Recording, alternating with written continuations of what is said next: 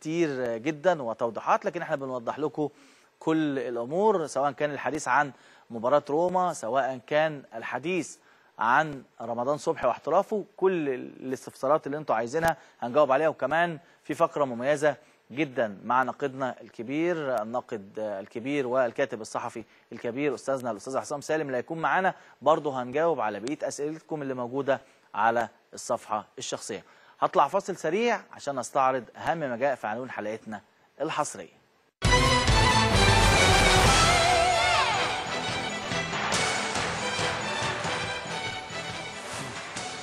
اول اخبارنا الحصريه معانا النهارده، مارتن يول يتمسك بعوده تريزيجيه واعطاء الفرصه لكريم ندفيد.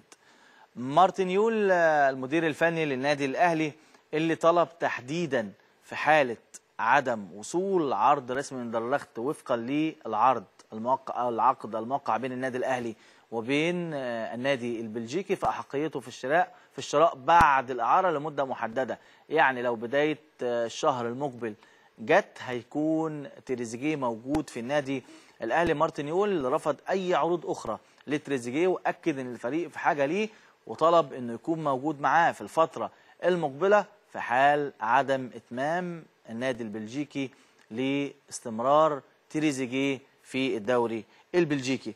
كمان الراجل شايف ان كريم ندفيد لاعب النادي الاهلي المعار محتاج لفرصه، بيشوفه بشكل كويس جدا وطالب ان يشوفه في المرحله المقبله لانه تحت المنظار لمستر مارتن، واللي شايف انه لعيب كويس جدا. كريم ندفيد لعيب رائع جدا وشايف اللي هيكون لعيب اضافه كبيره جدا في وسط الملعب للنادي الاهلي.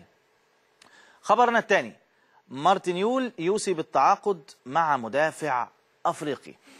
مارتن يول شايف ان بعض المدافعين، خاصه خلينا اقول لكم ديفندر افريقي، بس يكون مش افريقي عادي ولا لاعب ديفندر عادي.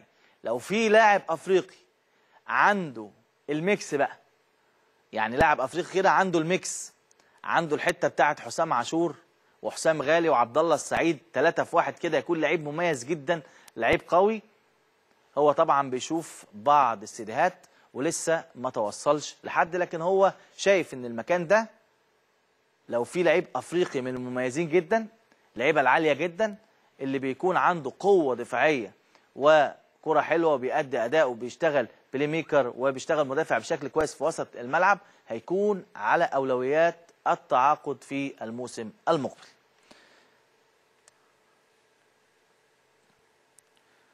هناخد خبرنا الثالث وهو خبر مهم بصراحه. في الفتره الاخيره في كلام كتير جدا عن اتحاد الكوره